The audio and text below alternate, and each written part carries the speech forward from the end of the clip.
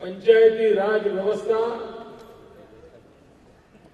आजाद भारतनु एक महत्वपूर्ण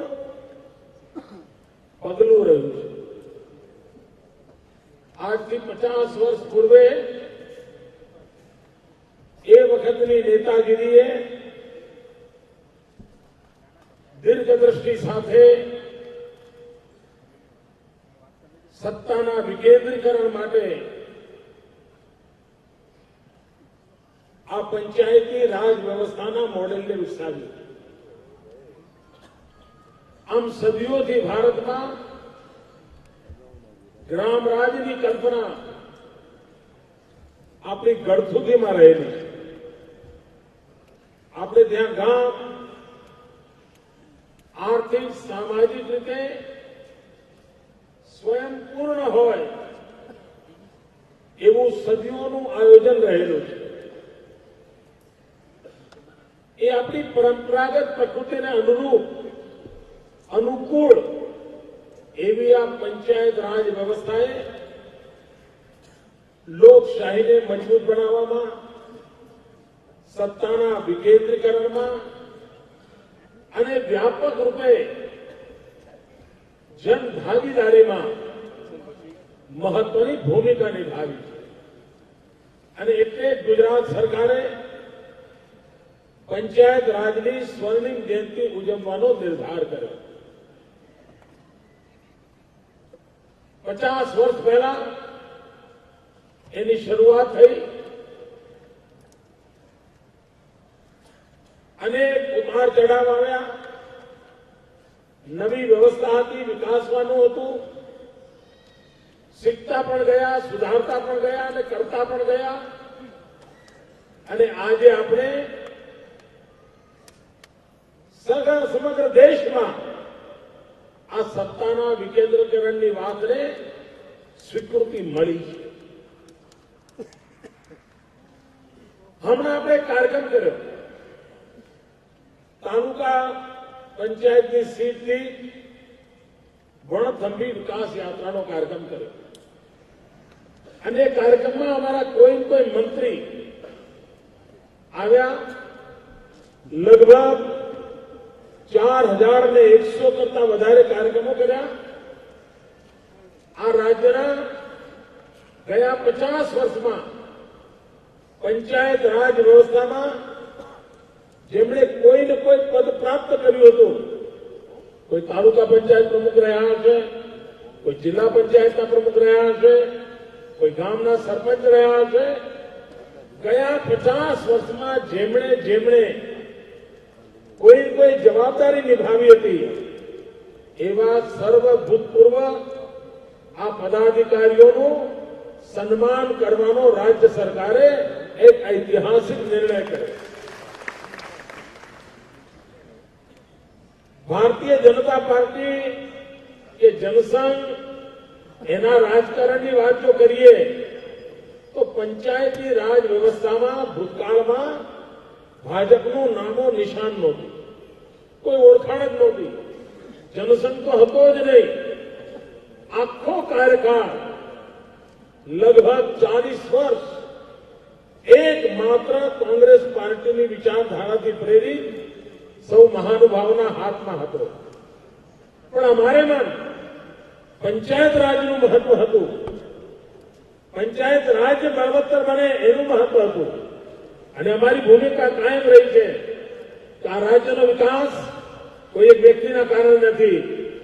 આ રાજ્યનો વિકાસ ગયા 50 વર્ષમાં દરેકનું કોઈ ને કોઈ યોગદાન રહ્યું છે એના કારણે છે। આ રાજ્યનો વિકાસ સૌના યોગદાન થકી છે।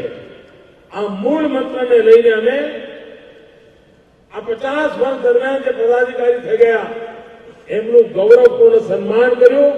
અને મારે આનંદ સાથે કહેવું છે કે અતિશય માંદગી હોય એના સિવાય એક પણ વ્યક્તિ ગેરહાજર નહોતો। લગભગ 89,000 પદાધિકારીઓનું ગૌરવ કરવાનું, સન્માન કરવાનું સદભાગ્ય આ સરકારને પ્રાપ્ત થયું। અને એમને પણ કોઈને 30 વર્ષ પછી યાદ કર્યા હશે, કોઈને 25 વર્ષ પછી યાદ કર્યા હોય, તો એમના માટે પણ એક ગૌરવની ઘડી હતી, એક આનંદની ઘડી હતી. ભાઈઓ બહેનો, આજે આ પંચાયતી રાજ વર્ષના 50 વર્ષ નિમિત્તે ફરી એકવાર આપની સાથે મળવાનો કાર્યક્રમ કર્યો છે. આપે જોયું હશે કે ગયા 5 વર્ષમાં કોઈ વર્ષ એવું નથી ગયું કે ઓછામાં ઓછા 2 વખત સરપંચોને યાદ ન કર્યા હોય. જે ભવનમાં આપ બેઠા છો એ ભવનના નિર્માણમાં પણ દરેક ગામનું યોગદાન છે. સરપંચોના નેતૃત્વમાં તે ગામે યોગદાન આપે. આ સંપત્તિ આપની છે, આના માલિક આપ છો. અને એટલા જ માટે સરપંચોને આ મહાત્મા મંદિરમાં આવવું જાણે પોતાના ઘરે આવતા હોય, પંચાયતના કોઈ કામ માટે આવતા હોય એવું સહજ લાગવા માંડ્યું છે. આ કોઈ નાની સૂની સિદ્ધિ નથી. નહીં તો ઘણીવાર રાજ્ય રાજ્યની જગ્યાએ ચાલે, ગામડું ગામડાની જગ્યાએ ચાલે. આ રાજ્ય ગામડું ચલાવે છે અને રાજ્ય અને ગામડું ભેગા મળીને ગામની સુખાકારીનો વિચાર કરે છે. એવું અન્ય ભક્તિભાવ વાળું એક નવું વાતાવરણ પેદા કરવામાં આપણે સફળ થયા છે. અહીંયા 3 સરપંચોને સાંભળવાનો મોકો મળ્યો.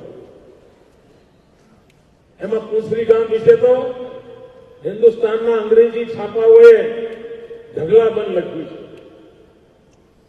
અને ભારતની અંદર એક ઉત્તમ ગામ તરીકે, આધુનિક ગામ તરીકે લગભગ આ દેશના અંગ્રેજી છાપાઓએ એને મોહર મારી છે. પરંતુ આ 3 જ ગામો નથી. આનંદપુરા ગામના ભગવતીબેનને હું સાંભળતો હતો. કેટલા બધા પેરામીટરમાં 100%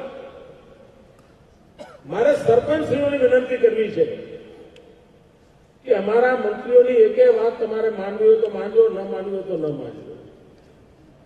આ મુખ્યમંત્રીની એક પણ વાત માનવી હોય તો માનજો, ન માનવી હોય તો ન માનજો. કમસે કમ આ 3 સરપંચોએ જે કરી બતાવ્યું છે ને એની વાત માનીને આપણા ગામમાં કરી બતાવ્યું. આ 3 સરપંચોના ભાષણ પછી મારે કશું જ કહેવાનું ન રહે એટલા ઉત્તમ અનુભવો આપણી સામે વર્ણવ્યા છે. ઉત્તમ કામગીરી કરી બતાવી છે. ભાઈઓ બહેનો, સમરસ ગામનો લાભ હવે આખું ગુજરાત જોઈ રહ્યું છે. બધાને લાગે છે ગામનું સુમેળભર્યું વાતાવરણ, પ્રેમપૂર્ણ વાતાવરણ અને બધા હળી મળીને ગામના વિકાસની વાત કરે. આ વાતાવરણ પોતે જ એક પ્રેરણા બની ગયું છે. તીર્થગ્રામ 5 વર્ષ સુધી કોઈ કોર્ટ કચેરી ન બની હોય ગુજરાત ગામમાં, એવા ગામને તીર્થગ્રામ. કેટલાક સરપંચોએ મારી પાસે રજૂઆત કરી છે કે સાહેબ અમારું ગામ તો એટલું બધું પ્રેમથી જીવે છે પણ અમારો તીર્થગ્રામમાં નંબર નથી આવતો. બધું કારણ શું? કે અમારા ગામને અડીને હાઈવે જાય છે અને હાઈવે પર કોઈ એક્સિડન્ટ થાય તો એફઆઈ અમારા ગામની પોલીસ સ્ટેશનમાં લખાય છે અને એના કારણે એક કેસ બને છે અને પરિણામે અમને તીર્થગ્રામમાંથી બાકાત રાખવામાં આવે છે. સરપંચશ્રીઓની આ રજૂઆતને હું સ્વીકાર કરું છું અને આવા કારણોસર કોઈ ગામ તીર્થગ્રામની કેટેગરીમાં આવતા રહી ગયા હશે. કારણ 5 વર્ષ સુધી ગામમાં કોઈ ટંટો ફિસાદ ન થાય, કોઈ ઝઘડો ન થાય, ગામ સુમેળથી રહે, એક પણ કોર્ટ કચેરી ન થાય. એ ગામની મોટા મોટી ઘટના છે. તો એવા ગામોને તીર્થગ્રામ તરીકે આપણે આવકારી લઈશું, આવરી લઈશું. રોડ એક્સિડન્ટને કારણે એફઆઈઆર થયું હોય એનું નુકસાન એ ગામને ન પડે એની સૂચના હું ડિપાર્ટમેન્ટને પણ આપું છું અને મને ખાતરી છે કે આવી અને ભૂતકાળમાં પણ આવી ભૂલોને કારણે રહી ગયા હોય તો એમને પાશ્ચાત્ય અસરથી લાભ આપવી જોઈએ એવો મારો મત છે. કારણ કે એમના ગામ પાસેથી રોડ પસાર થાય એમનો ગુનો નથી ભાઈ, અને રોડ પર કોઈ એક્સિડન્ટ થઈ જાય એના કારણે કોઈ કેસ નોંધાય તો એના કારણે ગામને તીર્થગ્રામ થવામાં અટકવું પડે તો આપણા નિયમમાં આપણે સુધારો કરીશું અને આવા ગામોને પણ તીર્થગ્રામના દરજ્જામાં લેવામાં આવશે અને તીર્થધામ તરીકે એમને જે કોઈ મળવાપાત્ર ઇનામની રકમ હશે એ ઇનામની રકમ પાશ્ચાત્ય અસરથી આપવામાં આવશે એવું સરપંચોની માંગણીનો સ્વીકાર કર્યો. ભાઈઓ બહેનો, જ્યોતિગ્રામ યોજના આવી ત્યારે તો લોકોને લાગતું કે હાય આ સાંજે વાળું કરતા હતા અને વીજળી નહોતી મળતી, આ મોદી સાહેબે સારું કર્યું, કમસે કમ સાંજે ચમતી વખતે વીજળી તો આપવા માંડી. શરૂઆતમાં લોકોનો ભાવ એટલો જ હતો, પણ આજે મારે ગર્વ સાથે કહેવું છે કે ગામડામાં 24 કલાક વીજળી આવવાને કારણે સમગ્ર ગામના જીવનમાં ક્વોલિટી ઓફ લાઈફમાં મોટો ચેન્જ આવ્યો છે. એટલું જ નહીં, ગામની અંદર નાના મોટા મૂલ્ય વૃદ્ધિવાળી પ્રોસેસિંગ કરવું હોય તો લોકો હવે ગામમાં કરવા માંડ્યા છે. અહીંયા અમારા ગાંધીનગર જિલ્લાનું કિશનપુર પાસેનું ગામ લીલા મરચાની ખેતી કરે. મરચા વધારે પાકે તો મરચાનો ભાવ ઘટી જાય, મરચા ઓછા પાકે તો ખેડૂતને પૂરતા પૈસા ના મળે, એટલે બંને બાજુ ખેડૂત તો મરાય. એક વખત બહુ જ મરચાનો પાક થયો અને ગામ આખાના મરચા બધા ગામના બધા કુલ મરચા વેચે તો ગામની આવક 3 લાખ રૂપિયા થાય એવી હતી. હવે 3 લાખ રૂપિયામાં આખું ગામ 12 મહિના ગુજારો કેમ કરે? એ ગામમાં 2-3 આગેવાનોનો વિચાર આવ્યો કે ભાઈ હવે જ્યોતિગ્રામ આવ્યું છે, આપણે કઈ વિચાર કરીએ. એમ કરો, લાલ મરચાને વેચવા નથી, અરે લીલા મરચા વેચવા નથી, એને લાલ કરીએ. લાલ કરીને એનો પાવડર કરીએ, ઘંટી લાવીએ. જ્યોતિગ્રામ આવ્યું છે તો, અને ઘંટી લાવીને મરચા દળીને પડીકામાં બાંધીને પેક કરીને મરચા વેચવાનું ચાલુ કરીએ. અને લાલ મરચું વેચવાના કારણે જે લીલા મરચાના 3 લાખ મળતા હતા એ ગામને એટલા જ મરચાનું લાલ મરચું વેચ્યું, 18 લાખ રૂપિયાની આવક થઈ. એટલે ગામડાને સમજાઈ ગયું કે જ્યોતિગ્રામ યોજના આવવાથી આપણા ગામના વિકાસની અંદર નાના નાના નાના આવી પ્રક્રિયાઓ. હવે કેટલાય લોકો સુરતમાં ઝુંપડપટ્ટીમાં જીવતા હતા અને હીરા ઘસતા હતા, હવે હીરાની ગંદી ગામમાં લઈ ગયા. બેન બી ટાઈમ મળે હીરા ઘસે, ભાઈ પણ હીરા ઘસે, બા પણ હીરા ઘસે, અને અઠવાડિયું થાય ત્યારે આવડી નાની પડીકી જઈને સુરતમાં જઈને આપી આવે, 25,000 રૂપિયા મજૂરી લઈ આવે. એક પ્રકારે ઉદ્યોગોનું પણ વિકેન્દ્રીકરણ થયું જ્યોતિગ્રામ આવવાને કારણે. અનેકવિધ ઔદ્યોગિક પ્રવૃત્તિઓ ગામડામાં વિકસી. આજે હિન્દુસ્તાનમાં તમને આશ્ચર્ય થશે, હમણાં જયારે 19 રાજ્યોમાં અંધારું થઈ ગયું, 60 કરોડ લોકો અંધારાની અંદર 48 કલાક અટવાઈ ગયા, ત્યારે આખી દુનિયામાં ગુજરાતની જ્યોતિગ્રામ યોજનાની ચર્ચા થતી. એક માત્ર ગુજરાત હતું જે ઝળહળતું. આમ આપણે ગયા 5 વર્ષથી ઘાટા ફાડીને જ્યોતિગ્રામ કહીએ. ગુજરાત તો 24 કલાક વીજળી જે વાત કરીએ તો એના ગળે નહોતું ઉતરતું, પણ આખા દેશમાં અંધકાર થયો એટલે આપણે ઉજળા દેખાણ. આખા દેશને ખબર પડી, દુનિયાને ખબર પડી. ભાઈઓ બહેનો, આનો બીજો મોટો લાભ થયો છે એ શિક્ષણમાં થયો છે. મને યાદ છે, એકવાર અમારી હાઈકોર્ટ જજોની, સુપ્રીમ કોર્ટના જજો સાથે મિટિંગ હતી. એક રાજ્યનું જે રિપોર્ટિંગ હતું એમાં કેસોની પેન્ડન્સી માટેનું એક કારણ એવું આપ્યું કે ભાઈ અમારે ત્યાં મકાનો એવા છે કે અંદર અજવાળું હોતું નથી અને અઠવાડિયામાં 400 કલાક માંડ દિવસે લાઈટ હોય છે. એટલા સમયમાં જ અમે કેસ ચલાવી શકીએ છીએ, બાકી સમયમાં અંધકારને કારણે કેસ ચલાવી શકતા નથી અને આ અમારી મુશ્કેલી છે. એક રાજ્ય 21મી સદીના પહેલા દશકામાં સુપ્રીમ કોર્ટના જજની હાજરીમાં અમારી મિટિંગની અંદર કરેલી આ વાત છે.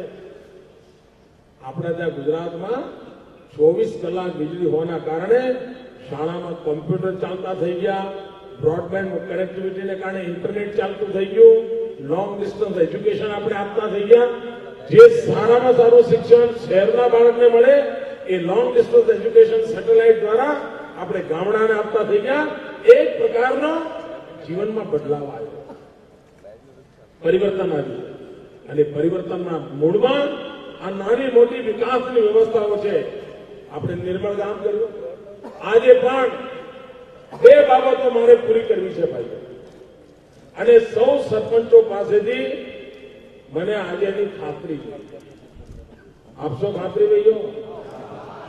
ખોખારે બોલો, બીજા હોલમાં બેઠા છે એ બોલો. કારણ કે આજે આ મહાત્મા મંદિરના 3 આવા મોટા હોલ અને એક નાનો અડધો, એમ 3.5 હોલમાં આવી મેદની છે.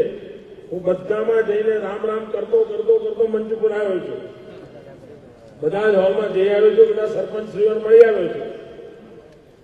હવે આપણે નક્કી કરવું છે, આપણા ગામમાં કોઈ ઘર એવું ના હોય કે જેને શૌચાલય ના હોય. હવે ન ચાલે. આપણી બહેન દીકરીઓને ખુલ્લામાં કુદરતી હાજતે જવું પડે એ આપણા ગુજરાતને શોભે નહીં. આ કામ સરકાર પૈસા આપે છે, પણ ગામડામાં સેટ કરાવી લેવું પડે. સરપંચ નક્કી કરે કે આ નિર્મળ ગ્રામની પહેલી શરત આ છે કે આપણા ગામમાં દરેક ઘરમાં શૌચાલય હોવું જોઈએ. મારે આ સપનું પૂરું કરવું છે અને આવનારા દિવસોમાં એક કામને પાર પાડવું છે. આ કામ હું તો જ સફળતાથી કરી શકું કે મને મારા 18,000 ગામનો સહયોગ હોય, મારા 14,000 સરપંચોનો મને ટેકો હોય તો જ શક્ય બને. અને એટલા માટે આપે મને આજે વચન આપ્યું છે કે તમારા ગામમાં હવે કોઈ પણ બેન દીકરીને ખુલ્લામાં કુદરતી હાજતે જવું નહીં પડે. ઘરમાં શૌચાલય માટેનું કામ આપણે પૂરું કરીશું. અને સરપંચો મારા શબ્દો લખી રાખો, હું એડવાન્સ પૈસા આપવા તૈયાર છું.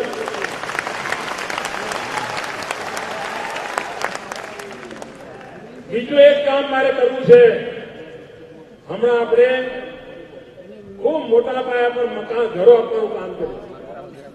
40 વર્ષમાં 10 લાખ ઘર બન્યા હતા. એમાંય હળપતિઓના ઘર તો એવા બન્યા છે કે બકરી બાંધી હોય તો બકરી દિવાલ સાથે ઘર તોડીને બહાર નીકળે. બકરી દિવાલ તોડી નાખે. આવા પરાક્રમ કરેલા છે. એટલે મેં આ વખતે નક્કી કર્યું કે હળપતિઓના જે જૂના બનાવેલા ઘર છે એ પણ ઘર નવા પાકા હું બનાવી આપીશ. હજારો હળપતિઓના મકાન નવા શક્તિ બનાવવાના છે. પણ ભાઈઓ બહેનો, હજુ પણ કેટલાક ઘર 10 લાખ મકાનો 40 વર્ષમાં બન્યા હતા. આપણે ગયા 10 વર્ષમાં 16 લાખ મકાનો બનાવ્યા. અને આ એક મહિનામાં 6 લાખ મકાનો બનાવવા પેટે પહેલા હપ્તામાં 21,000 રૂપિયાના ચેક એના ખાતામાં જમા કરી દીધા. એટલે કુલ 22 લાખ મકાનો. 40 વર્ષમાં 10 લાખ અને 10 વર્ષમાં 22 લાખ મકાનો. આપણો કામ કરવાનો તેજ ગતિ કેવી છે એનો અંદાજ કરી લો. તેમ છતાંય હજુ ગામમાં બે પાંચ ઘર એવા છે જે ઘર હોવાના કારણે સરકારની વ્યાખ્યામાં આવતા નથી. કારણ કે ઘર વિહોણો નથી. ઘર વિહોણો હોય તો સરકાર એને મદદ કરે, સરકારના પૈસાનું ઘર બની જાય. પણ જેનું કાચું તૂટું ખોલ્યું કંગાળ ઘર હોય એ તો દસાડા દફતરમાં જ ના હોય. એનું શું? ભાઈઓ બહેનો, સરપંચ શ્રીઓ, મારી એક વિનંતી સ્વીકારો.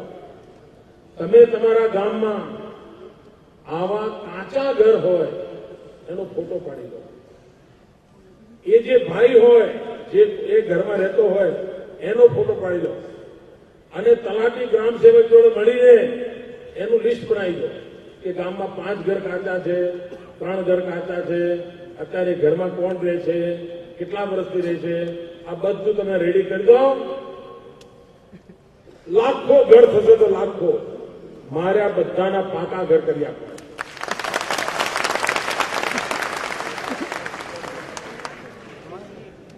અને આ શક્ય છે. આ શક્ય છે. સરપંચ શ્રીઓ સહેજ ઇનિશિયેટિવ લે. હવે આપણા ઘરમાં આપણા ગામમાં કાચું ઘર શું કરવા હોય ભાઈ? જેની પાસે કશું નહોતું એને ઘર મળી ગયું, તો કાચું ઘર ગામમાં ના હોવું જોઈએ, પાકું ઘર એને મળવું જોઈએ. 25 લાખ કરતા વધારે ઘર, અને આનો આધાર હું 2011 નો સેન્સસ અને બીજું 2012માં સોશિયો ઇકોનોમિક સેન્સસ જે કર્યું છે એના આધારે આંકડા લઈને આ કામ હું પરિપૂર્ણ કરવા માંગુ છું. પણ એ કામ સાચું અને સારું કરવા માટે મને સરપંચશ્રીઓની મદદ જોઈએ. બીજું, આજે એક મિશન બાલમ સુગમ, આ મિશન બલમ સુગમ જે છે એની શરૂઆત કરી છે. આપણા ગામમાં 5 બાળકો કુપોષણ પીડિત હોય, 10 બાળકો કુપોષણ પીડિત હોય, વધારે બાળકો કુપોષણ પીડિત હોય. આંગણવાડીની બહેનોને ટ્રેનિંગ આપી છે, આશા વર્કરોને ટ્રેનિંગ આપી છે. આ પ્રકારની હજુ વધુ સારી ફિલ્મો બનાવીને ગામો ગામ લોક શિક્ષણનું અભિયાન ચલાવવાના છીએ. વિદ્યાર્થીનીઓને કુપોષણ સામેના લડાઈમાં જોડદાર બનાવવાના છીએ. 12મા ધોરણથી વધારે ભણેલી દીકરીઓને એમાં જોડવાના છીએ. બીજું, દાદીમાઓને જોડવાના છે. કારણ ઘરની અંદર ઘણી વાર દાદીમાનો રોલ મોટો હોય છે. દાદીમાં ઘણી વાર એવું માને કે બસ છોકરું નાનું છે, આ ખવડાવી દો, પેલું ખવડાવી દો, અને પરિણામે એના આરોગ્યની જે ચિંતા કરવી થાય નહીં. એટલે નક્કી એવું પણ કર્યું છે કે દાદીમાઓના પણ શ્વાસ લેવા. તો એ આ તાજી પરણેલી જે વહુઓ છે, જેને બાળ ઉછેરનું બહુ જ્ઞાન પણ નથી હોતું, દાદીમા ઘરમાં હોય તો એને મદદ કરી શકે અને સમજાવી શકે. તો એ સામાજિક ક્રાંતિ માટેનો મોટો પ્રયાસ કરવાનું નક્કી કર્યું છે. અને બલમ સુખમ દ્વારા આર્થિક મદદ કરીને પણ એક બાળક દીઠ 40 રૂપિયા જેટલી રકમ ખર્ચીને એ નાના નાના ભૂલકાઓને કુપોષણની સામે ટકવા માટે, લડવા માટે, કુપોષણમાંથી મુક્ત થવા માટે જે જે આવશ્યકતા હોય એની પૂર્તિ થઈ શકે. અને સરેરાશ 3,000 વસ્તીનું ગામ હોય અને કુપોષણ વાળા બાળકોની જો સંખ્યા વધારે હોય તો લગભગ 1-2 લાખ રૂપિયા એક ગામને આ મિશન બલમ સુખમ અંતર્ગત મળવાના છે. અને 4 પ્રકારના લેયર બનાવ્યા છે. એક તો વ્યવસ્થા એવી કરી છે, કોઈ બાળક અતિ કુપોષિત હોય એને સરકારી વ્યવસ્થામાં જ લઈ જવાનું. 15 દિવસ સંપૂર્ણપણે જેમ હોસ્પિટલમાં રાખીએ એમ આ બાળકમાં ફરી ચેતના લાવવા માટેના જે કંઈ પ્રયાસો એના સ્પેશિયલ ટ્રેન લોકો રાખીશું. પણ ગુજરાતમાંથી કુપોષણને મુક્તિ કરાવવા માટે આવનારા દિવસોમાં અમારે અભિયાન ચલાવવું છે. અને એમાં જાગૃતિ મોટું કામ છે. એમાં રૂપિયા મોટું કામ નથી, જાગૃતિ મોટું કામ છે. કારણ ઘણી વાર હાથ ન ધોવાઈને ખાવા કારણે પણ ઘણી વાર આ રોગચાળો આવતો હોય છે. જો બાળકને 3 દાડા દસ્ત થઈ ગયા, ઝાડા થઈ ગયા, તો તમે 6 મહિના સુધી એનું વજન વધાર્યું હોય, એને તૈયાર હસતો ખેલતો કર્યો હોય, 3 દાડા હાવ ઢીલો દસ્ત થઈ જાય. ઝીણી બાબતો છે. આ ઝીણી બાબતોની પણ કાળજી લેવાનો આપણે વિચાર કર્યો છે. અને એમાં આપ લોકોનો સહયોગ જોઈએ. બીજી એક બાબત, સરપંચશ્રીઓનું કામ હવે વધતું જાય છે. પહેલા તો સરપંચ એટલે ગામના એક મોભેદાર વ્યક્તિ 5 વર્ષમાં માંડ પગાર લાખેક રૂપિયા આવતા હોય, ગામ જેવું હોય એવું. આજે તો સરકારી અધિકારીઓનો કાફલો આવ્યા કરે. એક ગામમાં તમે જોયું, બેંકની અંદર 50-60 લાખ રૂપિયા પડે છે. સરપંચ બોલતા હતા. હમણાં મને એક સરપંચ મળ્યા, મને કે અમને જેટલા ઇનામના પૈસા મળ્યા છે એ બધા અમે બેંકમાં ફિક્સ ડિપોઝિટ કરી દીધા અને એના વ્યાજમાંથી સફાઈનો કોન્ટ્રાક્ટ આપી દીધો છે. ગામની આખી સફાઈ, જેમ રાષ્ટ્રપતિ ભવનની સફાઈ બહાર કરાવે છે એમ એ લોકો ગામની આખી સફાઈ બહાર કરાવે છે. આ વિચાર કરો, જો ઉત્સાહ ઉમંગ હોય તો કેવી રીતે કામ થઈ શકે છે એનો જીવતું જાગતું ઉદાહરણ છે. અને આ સ્થિતિ જોતા સરપંચશ્રીઓના હસ્તક પણ કેટલાક ખર્ચની જોગવાઈ કરવાની જરૂરિયાત લાગે છે. સરપંચોને પણ ઘણીવાર પોતાના ખિસ્સામાંથી ખર્ચા કરવા પડે છે. મહેમાન આવે તો સાચવવા પડે છે. એની પાસે કોઈ જોગવાઈ હોતી નથી.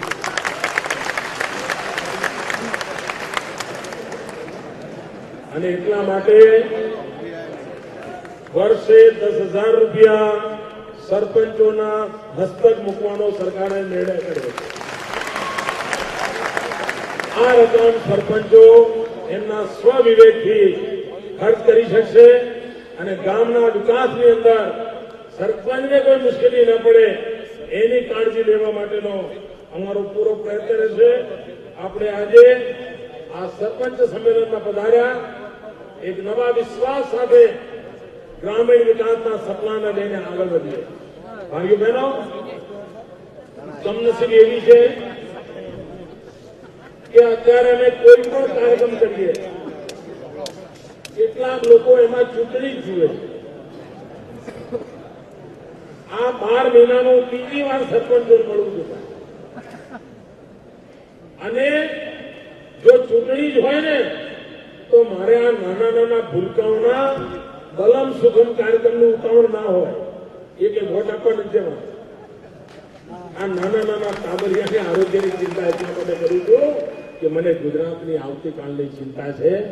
ભાઈઓ બહેનો, આપણી દરેક બાબતને ચૂંટણીના ત્રાજવે તોલવાની પદ્ધતિ સમાજનું ઘણું નુકસાન કરે છે. અરે ચૂંટણી એ તો બાય પ્રોડક્ટ છે. સારા કામ જેમણે કર્યા હશે એને પ્રજા હવે બરાબર ઓળખતી હોય છે. પ્રજાને બરાબર ખબર પડે છે સારું શું ને ખોટું શું, અને એના આધારે પ્રજા નિર્ણય કરતી હોય છે. અને તેથી આપણે આવનારા દિવસોમાં ગમે તેવા ઘરમાં ચાલતા હોય તેમ છતાં પણ આપણું ગામ શાંત ચિત્તે સુમેળ ભર્યા વાતાવરણમાં, એકતાના વાતાવરણમાં ક્યાંય પણ કોઈ તણાવ પેદા ન થાય એ રીતે જેમ ગયા 10 વર્ષથી વિકાસની યાત્રાને આગળ વધાવી છે એ રીતે વધાવતા રહીએ. ભાઈઓ બહેનો, અહીંયા મને અભિનંદન એ વાતના આપવામાં આવ્યા કે 4000 દિવસ સુધી અખંડ રીતે એક ધારી રીતે મુખ્યમંત્રી પદે કાર્ય કરવાનો મને અવસર મળ્યો. ગુજરાતમાં ક્યારે આટલો લાંબો સમય રાજકીય સ્થિરતા રહી નથી. 2 વર્ષ 2.5 વર્ષ થાય એમ બધું હલવા માંડે. પણ રાજકીય સ્થિરતાને કારણે નીતિઓની અંદર સતત હિંમત ભર્યા નિર્ણયો કરવાની એક તાકાત આવી. વહીવટી તંત્રને સંપૂર્ણપણે પ્રજાભિમુખ બનાવવામાં સફળતા મળી અને એના પરિણામે જેમને જોવું જ નથી એના માટે આપણે ટાઈમ બગાડવાની જરૂર નથી. જેને સાંભળવું જ નથી એના કાનમાં ડ્રિલિંગ કરીને સંભળાવવા માટે આપણે મહેનત કરવાની જરૂર નથી. જેને જોવું છે એને સેજ નજર કરે તો વિકાસ દેખાય છે. ગુજરાત એટલે વિકાસ, વિકાસ એટલે ગુજરાત. આ વિશ્વ આખામાં એક સ્વીકૃત બાબત બની ગઈ છે. પણ એનો યશ કોઈ નરેન્દ્ર મોદીને જતો નથી. આ 4000 દિવસમાં ગુજરાતે જે વિકાસની ઊંચાઈઓને પ્રાપ્ત કરી છે એનો યશ 6 કરોડ મારા ગુજરાતના ભાઈઓ બહેનોને જાય છે. મારા સરકારમાં બેઠેલા મારા સાથી 6 લાખ કર્મયોગી ભાઈઓ બહેનો એમનો પ્રજાલક્ષી પ્રવૃત્તિ, પ્રજાલક્ષી કામ એમને યશ જાય છે. અને કુદરતની પણ આપણા ઉપર કૃપા રહી છે. કુદરતનો પણ જેટલો આભાર માનીએ એટલો ઓછો. આ સમગ્ર પ્રગતિની યાત્રાને આપણે ઓળ ધપાવી છે. તો હું સૌ સરપંચોને કહેવા માંગુ છું કે ભલે ગુજરાતની આટલી વાહવાહી થતી હોય, તમને પણ સંતોષ થતો હોય કે ગામમાં કોઈ સીસી રોડ ક્યાં હતા, ગામમાં બધી ગટરનો વિચાર ક્યાં હતો, ગામમાં બધી વીજળી ક્યારે જોઈ હતી, ગામમાં બધી કોમ્પ્યુટર ક્યાંથી હોય, ગામમાં બધી 108 બસ દોડીને આવ્યું ક્યાંથી હોય. લો મોદી સાહેબે બહુ સારું કર્યું, બહુ સારું કર્યું એવું આપને લાગતું હશે. પણ તમને ભલે સંતોષ હોય, મને હજુ સંતોષ નથી. આ જે કઈ કર્યું છે ને એ તો પહેલા થવું જોઈતું તો થયું નહીં. એ જે ખાડા રહી ગયા હતા ને ખાડા પૂરવાનું કામ કર્યું છે. આ તો મેં જૂના ખાડા પૂર્યા છે. હજુ તો ગુજરાતની દિવ્ય ભવ્ય ઇમારત બનાવવાની શરૂઆત આ જાન્યુઆરીમાં કરવાની છે. આ જાન્યુઆરીમાં આપના હુકમથી એક ભવ્ય દિવ્ય ગુજરાતનું નિર્માણ કરવું છે અને એમાં મને આપના આશીર્વાદ જોઈએ છે. આ 10 વર્ષના ખાડા પૂરવામાં આટલો સંતોષ હોય તો ભવ્ય ઇમારત કેવો સંતોષ આપશે એનો અંદાજ કરી શકે. ભાઈઓ બહેનો, બાકી બધા વાદ વિવાદ થઈ ગયા દુનિયામાં. આ વાદ આવી ગયો, પેલો વાદ આવી ગયો, ઢીકણો વાદ આવી ગયો, ફલાણો વાદ આવી ગયો. અનુભવ એમ કે છે કે ભારતનું ભલું કરવું હોય એક જ વાદ કામમાં આવવાનો છે અને વાદનું નામ છે વિકાસવાદ. અંત્યોદયની સેવા, છેવાડે બેઠેલા માનવીનું કલ્યાણ, વિકાસની યાત્રામાં બધાને ભાગીદાર બનાવવાના. સર્વજન હિતાય સર્વજન સુખાય, સર્વે અપી સંતુ સુખાય, સર્વે અપી સુખિનઃ સંતુ સર્વે સંતુ નિરામયા. એ કલ્પનાને ચરિતાર્થ કરવાનો પ્રયાસ. સૌનું ભલું થાય, સૌનું સુખ થાય, સૌને આરોગ્ય મળે. આ સૌનો સાથ, સૌનો વિકાસ, આ જ મંત્ર આપણા કામે આવ્યો છે. એ મંત્રને આપણે આગળ ધપાવવો છે અને આપણા ગુજરાતને વધુ નવી ઊંચાઈઓ પર લઈ જવા માટે આપણે બધા સાથે મળીને કામ કરીએ. એ જ અભ્યર્થના સાથે આપણે આવ્યા. 4 દિવસ એક જુગાનું જોગ આજે આપના આશીર્વાદ મળ્યા અને ગુજરાતી પંચાયત રાજ વ્યવસ્થાની અને આપને પણ મારી વિનંતી છે, આપ પણ આપના ગામમાં પંચાયતી રાજ વ્યવસ્થાના 50 વર્ષની તમારી કલ્પના પ્રમાણે કોઈ ઉજવણી કરો. લોક શિક્ષણનું કામ કરવું જોઈએ. બાળકોને બોલાવીને એમને પંચાયતી રાજ સુધી સમજાવવું જોઈએ. આ આખી લોકશાહી પ્રક્રિયા છે. આ લોકશાહી પ્રક્રિયા નિરંતર ચાલતી રહેવી જોઈએ અને હજુ આપણી પાસે પંચાયત રાજ વ્યવસ્થાના 50 વર્ષની ઉજવણીના 4-6 મહિના હજુ આપણી પાસે છે. એનો સૌથી વધારે લાભ લઈને પંચાયતી રાજ વ્યવસ્થામાં ટ્રાન્સપરન્સી કેવી રીતે આવે, લોક ભાગીદારી કેવી રીતે વધે, લોક શિક્ષણને બળ કેવી રીતે મળે, એના ઉપર આપ ધ્યાન કેન્દ્રિત કરશો એવી અપેક્ષા સાથે આપ સૌને ખૂબ ખૂબ શુભકામનાઓ પાઠવું છું. જય જય ગરવી ગુજરાત.